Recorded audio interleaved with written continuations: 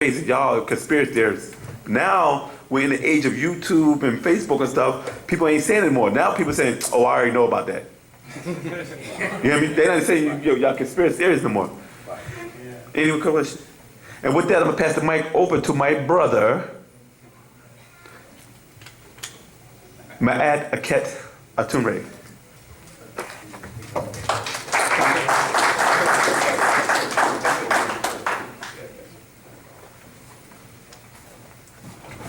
Yes, that's up. It's turned out to be a real good class. Keep the questions coming, you know. Definitely. I also want to put out something that I put on the board earlier to answer the elder's question. Just something I want to build on. One of the one of the updates from our master teacher, he explained how Panatharu are interdimensional extraterrestrial beings, and those are our overseers, right? And he said they reside in the omniverse, and they are sending out information from the omniverse to us here in the universe. He said what happens is you have FM and AM and FM bandwidth,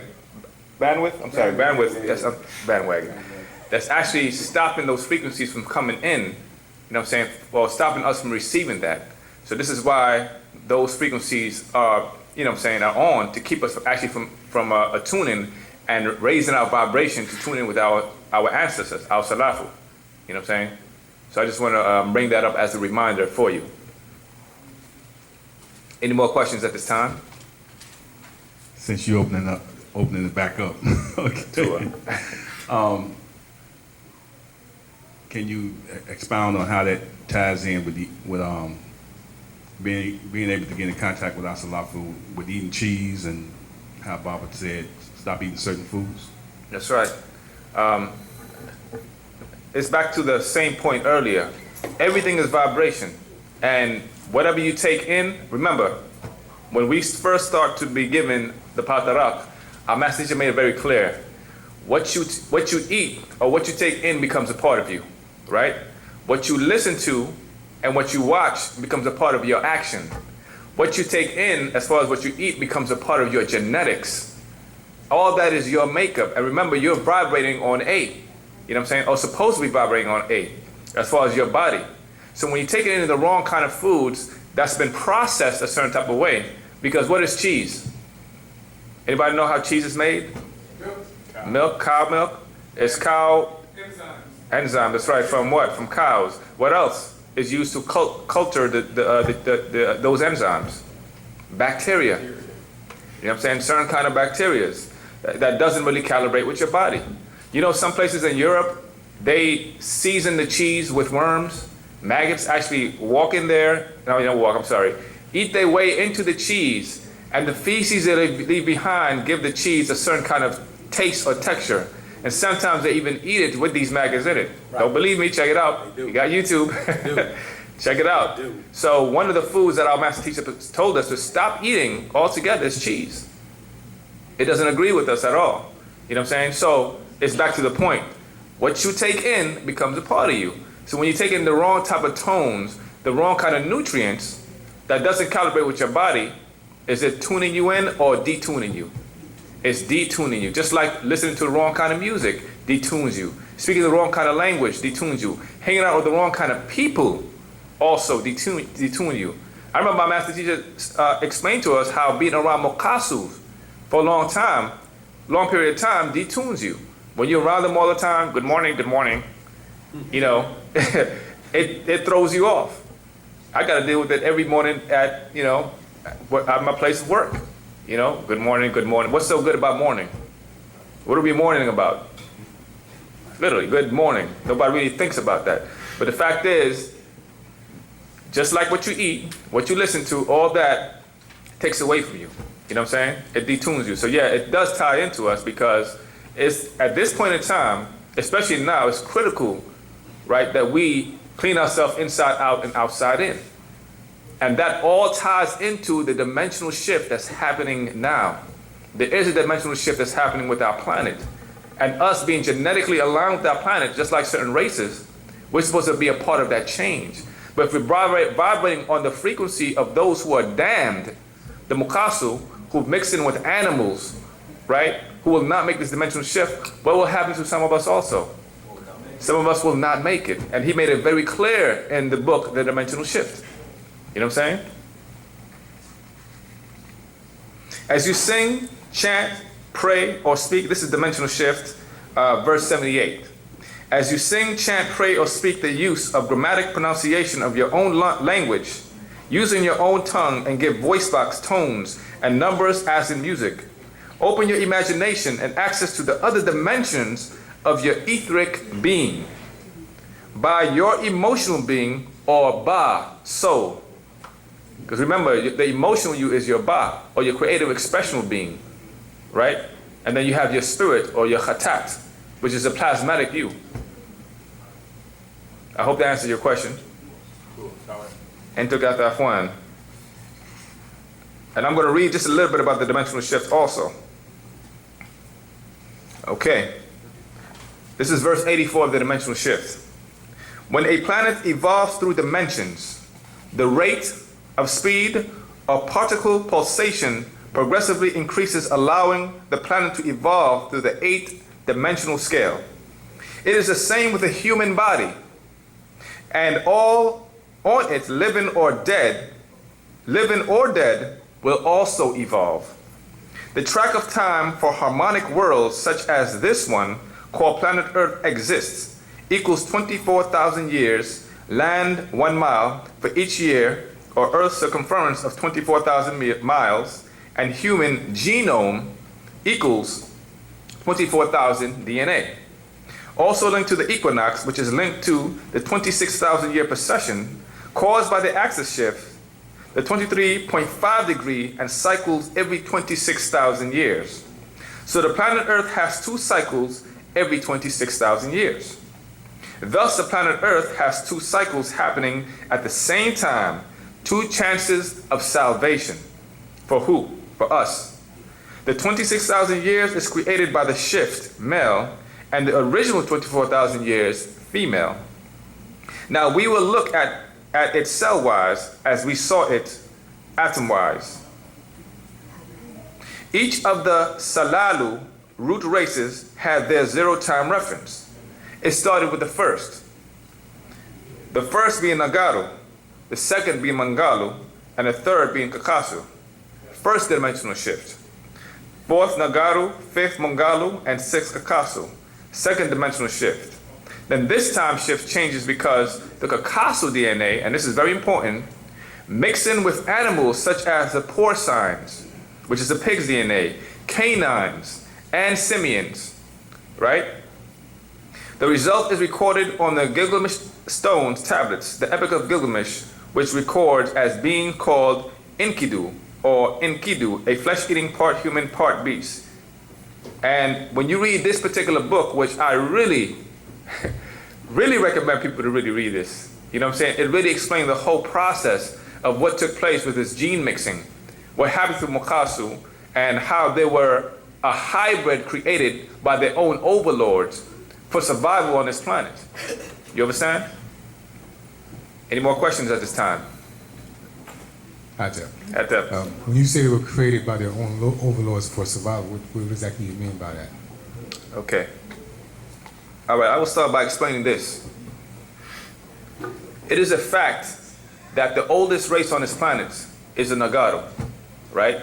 The oldest bone being found to date back as far as 7 to 9 million years old, found in Afafreye Kau. Now, in nature, right, you have, and I believe I touched on this not too long ago, anytime you see an albino in nature, that's nature's way of cleansing out the genetics. Every 4th generation, nature has to separate the weak gene from the strong gene. This is why in nature, if you find a albino cockroach, anybody seen a white roach before? Yeah. A completely white snake, Yeah. a completely white cow, Yes. and in every case you find these albino beings, right? You have weakness in their eyes. You have blue eyes and weak genetics. You know what I'm saying? Intolerant for the sun, etc., etc.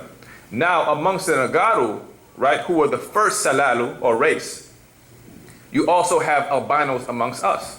This is a canon story of the Bible.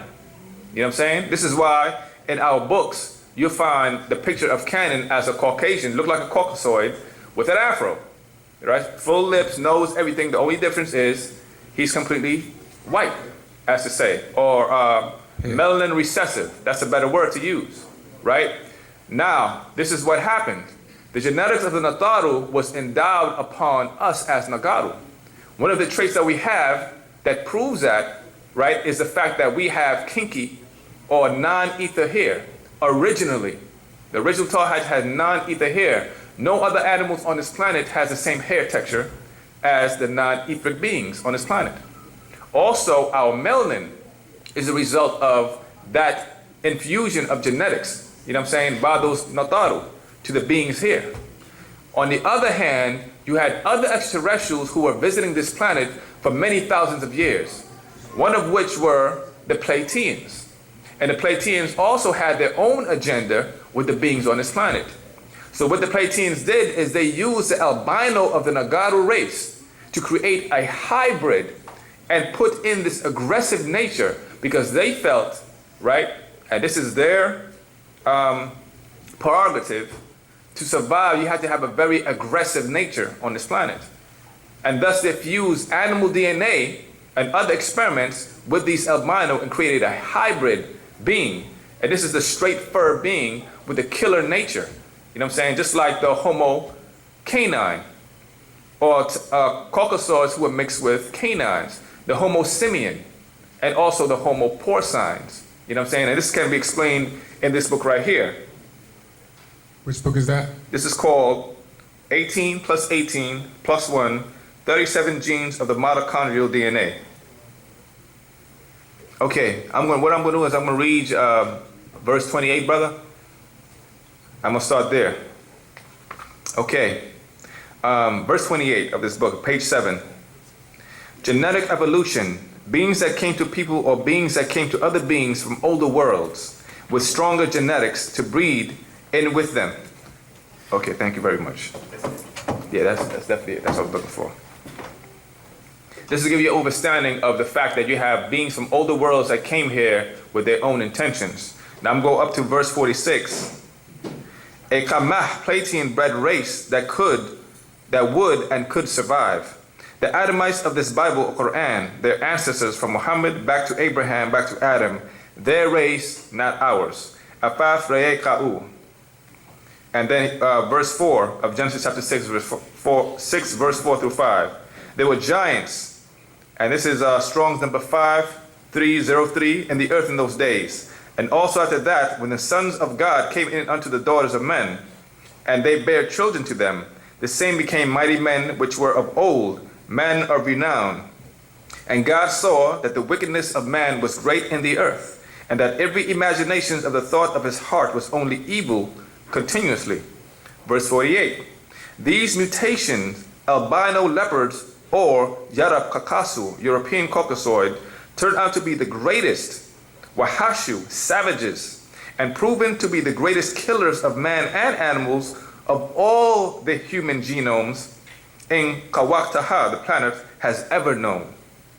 This sick human beast, a kind of man, man's kin, they inherited this nature from their creators who used to come to earth just to hunt and kill. And their creators would be who? The beings from Kamah, known as Plateans. And the Plateans has always been depicted as tall in stature with Caucasoid features. So they came here and they had their own agenda, and this is the result of their breeding, their own children. You know what I'm saying? I hope that helped, good brother. Hope that was a helpful answer. All right. With that answer, I'm going to pass the class back over to my good brother, Harpatar Asar.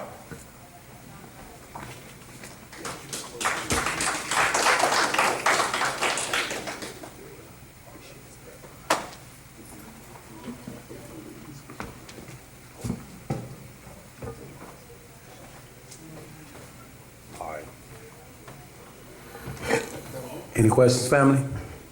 Go right ahead. Our brother in the back. Family, do this so you remember your question, please. I would like to also suggest, family, when you come, as our master teacher always said to us, from 1967 when he first started teaching, one brother asked him a question, He's been answering questions ever since then.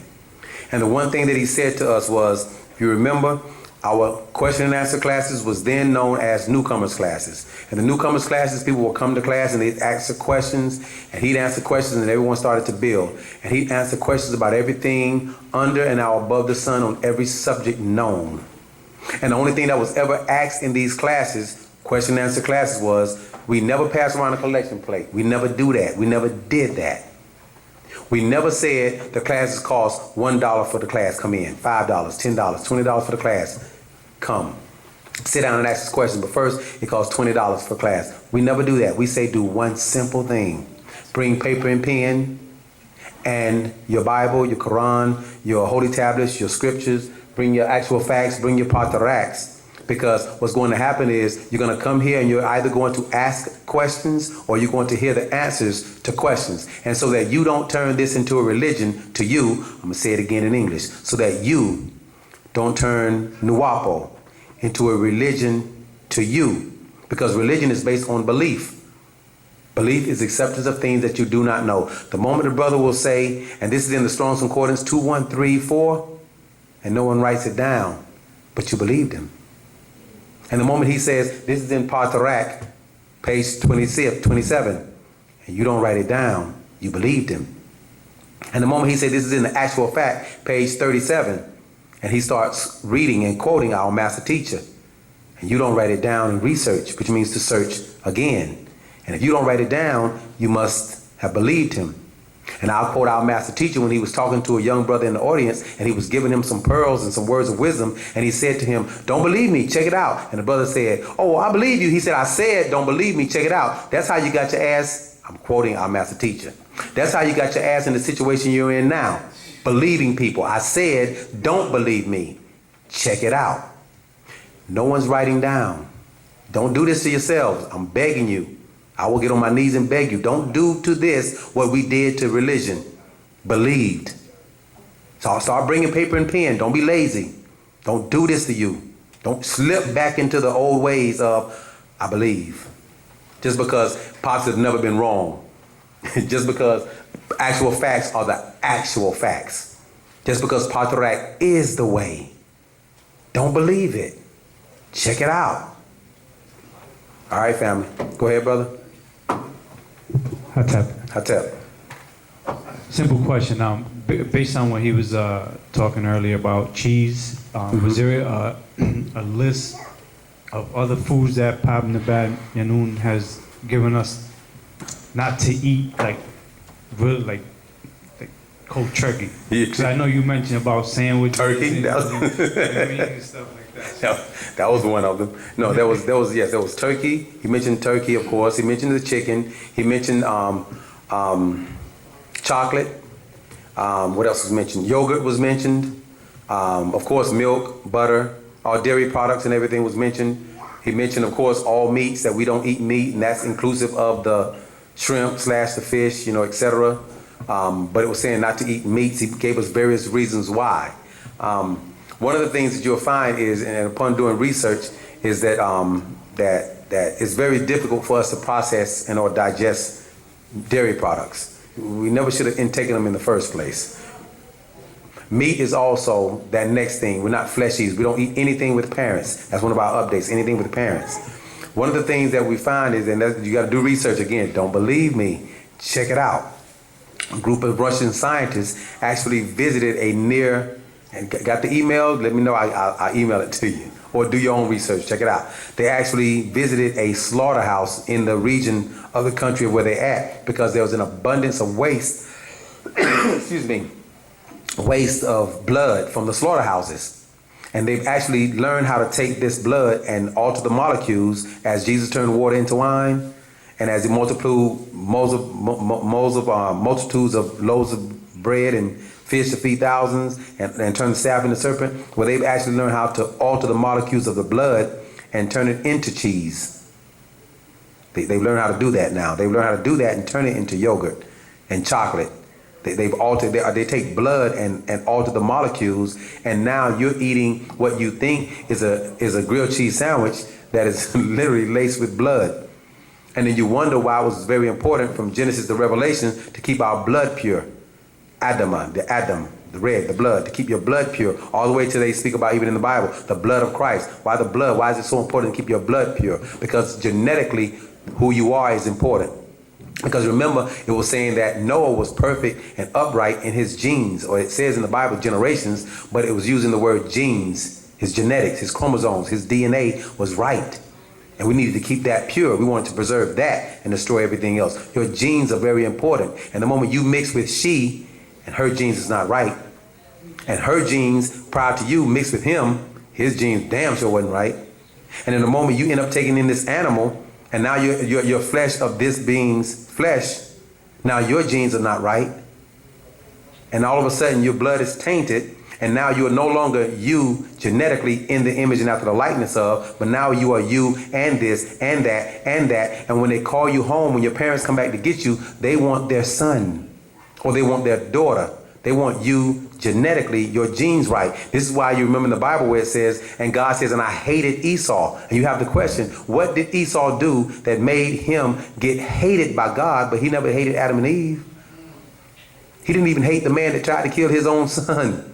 Herod. He didn't hate Herod. He could have nigga, look, listen, you in my way, you gotta go. Bam, he could have got rid of Herod. No, he didn't hate him.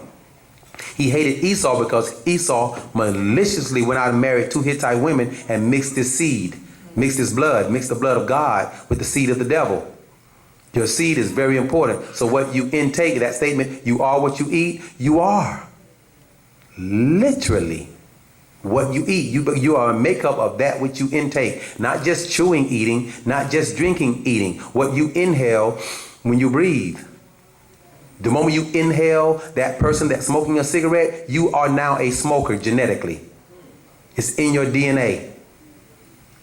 The moment you see something that is not, that you, because remember we have 1 sense. We don't have 5, we have 1 sense. So the moment you actually take in a person's, bam, you are now genetically that person.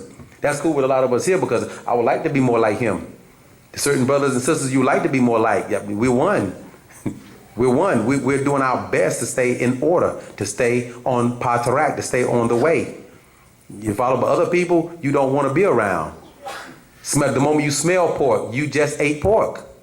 Remember the sense of touch is 1. Taste is 1. Smell, hearing, seeing, that's all 1 sense. So the moment you walk around and you're in a cafe and like, yeah, let me get some hash browns and let me get about 3 pancakes. And though you're smelling the bacon in the back, and you just ate bacon with those pancakes and hash browns.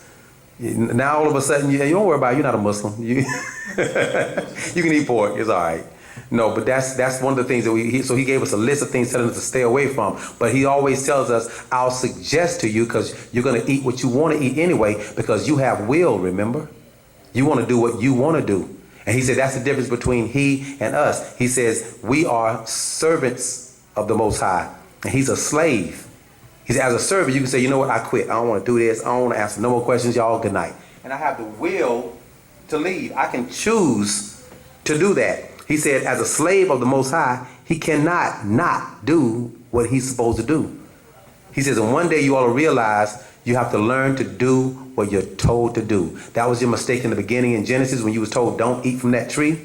That's the tree you wanted to eat from. You didn't know how to do what you were told to do. Hard-headed. You have an ego because you're God. And you think you should be able to do what you want to do because you're God, right? But then when another God over you is trying to guide you on the sirat, on the straight path, or telling you the way to do it, and then he'll tell you don't eat, and your ego says, I can eat what I want to eat. And you're right, aren't you? That's going to be your mistake. He said, as it was in the beginning, so shall it be in the end. In the beginning, you were told what not to do, and you wanted to do it. In the end, you're going to be told what to do, and you're going to do other than that. He said, you're going to wind up here. That's going to be your mistake. He says he's doing his best to actually transform us in his image and after his likeness again. And I'm going to explain to you how, and we're going to end that with the class for the night. He explained to us when someone asked him, will he ever die? And he actually paused and said, oh man. He walked back and forth for like about a couple of seconds. He walked back and forth. He said, you asked a biggie. He told her she asked a biggie. He said, that's a biggie. He took a deep breath and he said, I And he gave the name he was called in. I can't remember the specific name, so I'm not going to name that name. Just can't remember that name. He was called in amongst the many. But he says, I, in this day and time, am your reformer. He says, in order for me to reform you, I have to reform or reshape you according to how you was first shaped to be a reformer. And you was first shaped according to your DNA and your RNA, your genetics. He says, in order for me to reform you, I have to figure out how to strategically get inside of your DNA and your RNA, 76 trillion cells. And I have to do that in a strategic manner whereby I effectively alter each DNA cell, explode each one of them and turn them inside out and transform you back to a God. He said, let me ask you a question. If you was wanting to learn how to be a seamstress, would you ask an auto mechanic? We said no. He says, if you was trying to learn how to be a cook, would you ask a hairstylist? We said no. He says, well, as a master teacher and as a God, to transform you back from mortals to immortals, I have to give you God information. So I've taken 76 trillion years of knowledge that I have in my head, that I've been holding in my chest for years, and wrote it down in one little book and say, here, take this little scroll and read it. And you says, wow, that's deep. Is God a wimp? It's amazing. And you read that one little 5-pound book, and anyone can lift 5 pounds as he's wording it. All this he's explaining to us. And he'll read it, and you're reading, that's 5 pounds. And all of a sudden he'll say, oh, why are you reading that one? Here's 2, 3 other ones. And you'll oh man, and you'll read another 5-pound book. And then you read another 5-pound book. And then you read another 5-pound book. And anyone can read 5-pound books. You don't realize you just now, at that 5th pound that you just now picked up and read, you're now at 1,555 pounds that you're lifting. And the way he worded, he says, and you're not lifting them with these, you're lifting them with these. And he pointed at his brain, at his mind. He said, you're not lifting with these, you're lifting with these. He says, and what's happening is I'm slowly reforming you in my image and after my likeness. You will be a Melchizedek being. He's transforming us. We have to shift into our mind state of reading, and not just reading, studying, and not just studying, but researching and taking notes, because we have to confirm this to be facts. So we'll never believe again, family. Don't shift back into the humans we were as we transform from mortals to immortals, from humans to gods. Again, don't do that to you, please. So, in answering the question, he said to the sister, no, I will never die. I'm creating 144,000 people in my image after my likeness. Become one of them, family. All right? Yes, Elder. Tell them that thing about when that at the temple where that person asked, why are you doing this for us? Remember that? And he said that we were greater than, tell him that? I think I know what you're talking about. Why was he doing that, doing all of this for us? Okay, yes. When he said he was about how great we were.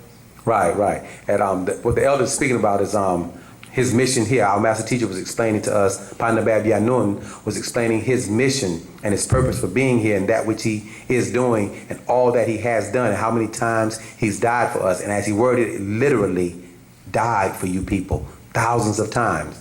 And a sister asked him, why are you doing all of this? And he looked at it and said, because you're our children and we love you.